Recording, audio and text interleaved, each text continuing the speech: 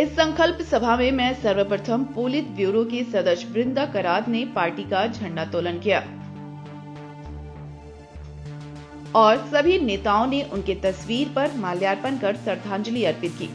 कार्यक्रम की शुरुआत के संकल्प सभा अध्यक्ष सुंदरलाल महतो ने किया, जबकि संचालन संतोष घोष ने किया। संकल्प सभा को संबोधित करने वालों में पोलित ब्यूरो की सदस्य वृंदा करात, टुंडी के विधायक मथुरा प्रसाद महतो, झरिया के पूर्व विधायक पूर्णिमा नीरज सिंह, लाल झंडा के सम्मानित नेता सुजीत भट्टाचार्य, प्रकाश विप्लव, योगेंद्र महतो, काशीनाथ चटर्जी आदि नेताओं ने संबोधित करते हुए कहा कि बक्सीदा एक जुझारू संघर्षशील मजदूर नेता के साथ साथ गहरे मार्क्सवादी चिंतक थे।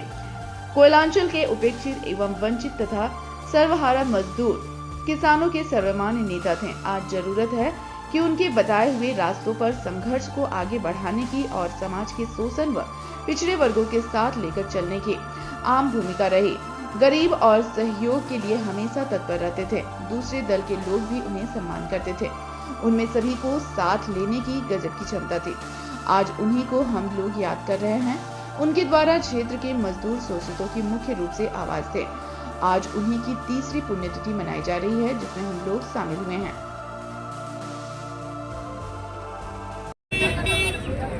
हमारे धनबाद जिला में खासकर बिहार पूर्व कामगार यूनियन के महामंत्री थे कॉमरेड एस के बख्शी, लेकिन ट्रेड यूनियन में वो नेशनल लीडर थे। ट्रेड यूनियन इनके जैसे लोग नहीं रहने से काफ़ी क्षति मजदूर वर्ग में हुआ है। आज उसका पुण्यतिथि है, उसी पुण्यतिथि में हम लोग आए हैं और उनको श्रद्धांजलि दिए। और आने वाला समय हम कहना चाहेंगे कि मजदूर के साथ साथ नौजवानों को, कॉमरेड एस के बख्शी आज हमारे बीच नहीं है, कॉमरेड ए के राय नहीं है। आज इन लोग की जो कमी है उसको दूर करने के लिए युवाओं को आगे आने की जरूरत है।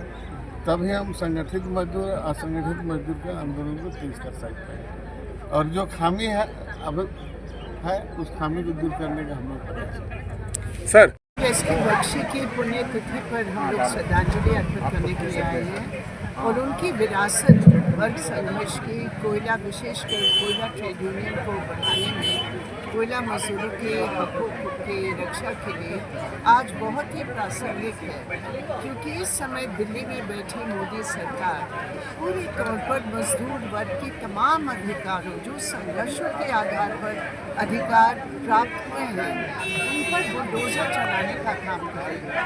ये 4 लेबर कोड, अगर इसके बच्चे आज जिंदा होते, वो प्रथम श्रेणी में होते उस 4 लेबर कोड की विरोध करने में, जो मजदूरों के कानून पर बुलडोजर चलाते। तो इसलिए आज जब हम उनको याद करते हैं, हम भी शपथ लेते हैं अपने संघर्ष को तेज करने के लिए, मजदूर वर्ग के अधिकारों के बचाव में और मोदी सरकार की विघटित करी नीतियों।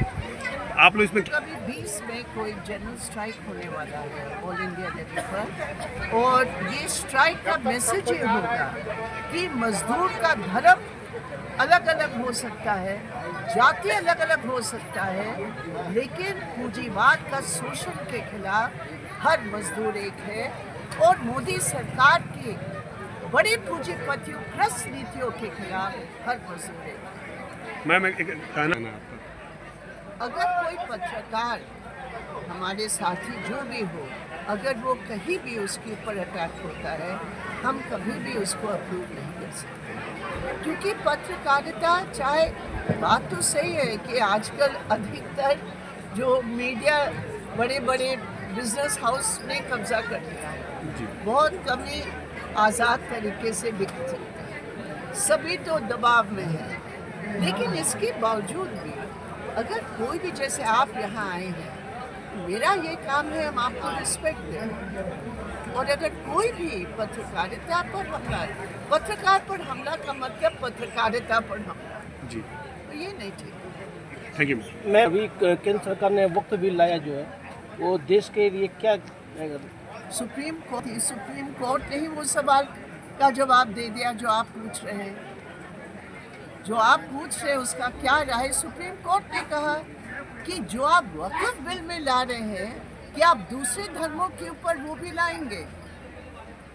इसका मतलब सुप्रीम कोर्ट कतई उसका अप्रूव नहीं करते हैं। और सरकार ने जिस मंशा को लेकर किया है, किसी का फायदा इसमें नहीं है।